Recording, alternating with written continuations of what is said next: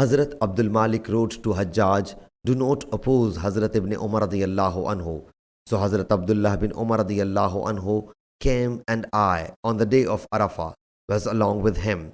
When the sun had passed the meridian, he called loudly Hajjaj standing by the curtains of his tents.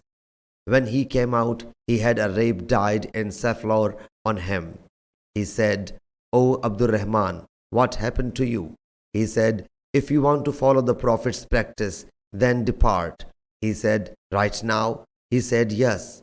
He said, "Give me some time so that I may pour water over my head, then I will move." So he dismounted until Hajjaj came out and started walking between me and my father. I said, "If you want to follow the Prophet's practice, then keep the sermon brief and hasten to stay at Arafat." He started looking at Hazrat Abdullah. When Hazrat Abdullah noticed that, he said, "He has spoken the truth." Sahih Bukhari, Hadith number 1660.